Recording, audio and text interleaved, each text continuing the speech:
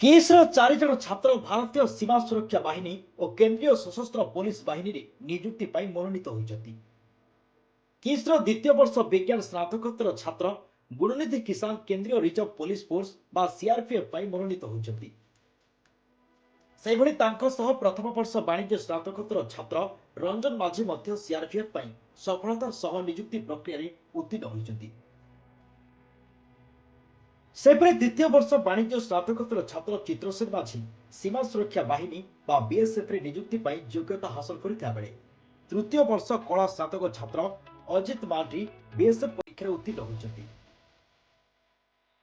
गुणनिधि Jharsuguda जिलार किरभिरा block रो भालुपत्रा गाँव आसी किस रे पढ़ुथिया बेले रंजन रायगड़ा जिलार काशीपुर ब्लॉक अंतर्गत बारंग पास गाँव आसी किस रे पढ़ुथिले। सेहिभଳି चित्रसेन बलांगीर जिला खपराखोल ब्लॉक रो तेलेनपाली गाँव होइथिया बेले अजित मालकानगिरी जिलार सदर ब्लॉक रो चालनगुड़ारो आसी किस रे पाठ पढुछंती। एथिरे खुशी व्यक्त करी किच एवं किस प्रतिष्ठाता डॉक्टर अच्युत सामंत एही 4 जन सफल छात्रଙ୍କୁ अभिनंदन जणाइबा सह सेमानक उज्जवल भविष्य कामना करथिले। एही छात्रक सफलता किस रो अन्य छात्र छात्री को अनुप्राणित करिवो और राष्ट्र निर्माण रे अर्थपूर्ण योगदान रहबो बोली डॉक्टर सामंत कहिसंती।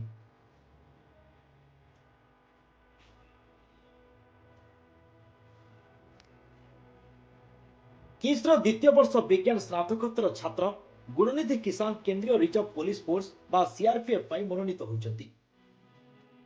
सेहिभଳି तांको सह प्रथम वर्ष वाणिज्य स्नातकोत्तर छात्र रंजन माझी मध्य सीआरपीएफ पाई सफलतार सह नियुक्ति प्रक्रिया रे उत्तीर्ण होइछंती।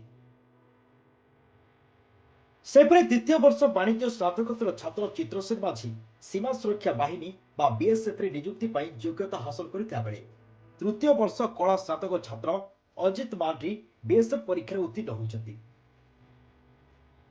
गुणनिधि झारसुगुड़ा जिलार किरभिरा ब्लॉक रो भालुपत्रा गाँव आसी किस रे पढ़ुथिया बेले रंजन रायगड़ा जिलार काशीपुर ब्लॉक अंतर्गत बारंग पास गाँव आसी किस रे पढ़ुथिले। सेहिभଳି चित्रसेन बलांगीर जिला खपराखोल ब्लॉक रो तेलेनपाली गाँव होइथिया बेले अजित मालकानगिरी जिलार सदर ब्लॉक रो चालनगुड़ारो आसी किस रे पाठ पढुछंती। एथिरे खुशी व्यक्त करी किच एवं किस प्रतिष्ठाता डॉक्टर अच्युत सामंत एही 4 जन सफल छात्रଙ୍କୁ अभिनंदन जणाइबा सह सेमानक उज्जवल भविष्य कामना करथिले। एही छात्रक सफलता किस रो अन्य छात्र छात्रीଙ୍କୁ अनुप्राणित करिवो और राष्ट्र निर्माण रे अर्थपूर्ण योगदान रहबो बोली डॉक्टर सामंत कहिसंती।